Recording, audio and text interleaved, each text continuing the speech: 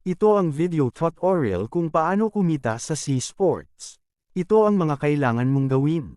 Una, dapat maghanap ka ng team, dahil sila ang mag-e-explain sa'yo kung ano ang C-Sports, at ano ang mga dapat gawin at hindi dapat gawin. Meron din itong rules.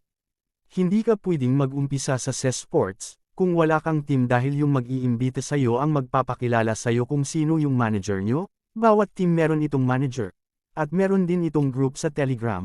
Nandun lahat ng member ng team nyo. Para makahanap ng team, mag-search lang kayo sa Facebook about C-Sports. Baka may C-Sports team o C-Sports club sa lugar ninyo. Meron din itong orientations. Meetings at party. Kung ayaw mo naman ng meeting, meron din namang online team sa Facebook, kagaya ng page namin, online team kami. E-search mo lang C-Sports Investment, at lalabas itong page namin.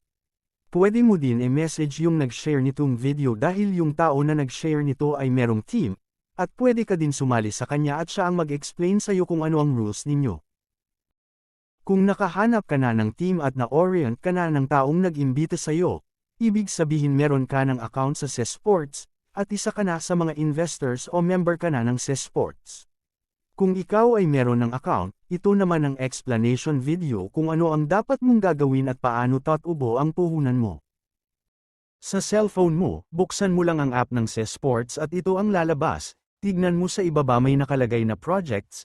Ngayon ipapaliwanag ko sa inyo kung paano tataas ang puhunan nyo. Halimbawa, ang puhunan ninyo ay 1,300 pesos, at bumili kayo ng project na ito. Merong nakalagay dito na 7 araw, at total income 200 pesos, ibig sabihin ng 7 araw ay, sa 7 araw makukuha mo na ang lahat ng tubo o profit ninyo na 200 pesos. Pagkatapos ninyo bumili ng project, pumunta naman tayo dito sa wallet natin. Sa ibaba pindutin ninyo ang mine, ito naman ang ating wallet.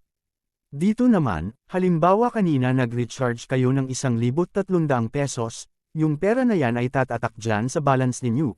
Pero dahil bumili kayo ng project, yung pera ninyo na 1,300 pesos mapupunta yan sa investment amount at tatatak naman sa awaiting income ninyo yung 200 pesos na profit galing sa project ninyo.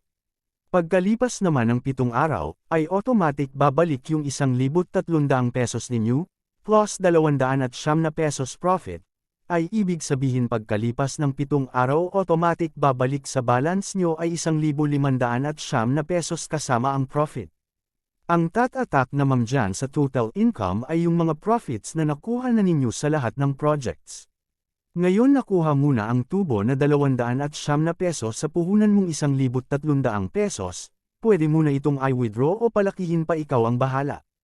Ito lang naman ang gagawin mo kung ikaw ay member o investor na ng C-Sports. Araw-araw ka lang mag-login at mag-check-in, pagkatapos, nyan pwede mo na i-close yung app. Dito hindi mo kailangan mag-invite o magbenta ng kung ano-ano, yun lang ang gagawin, mag-buy ng project at hintayin ang araw ng profit at mag-withdraw. Kung gusto mo mag-invest dito ay message nyo lang yung nag-share nito o yung Facebook page para mag-guide kayo. Kung gusto nyo updated kayo tungkol sa mga balita about C-Sports, ay follow lang ang aming page, C-Sports Investment.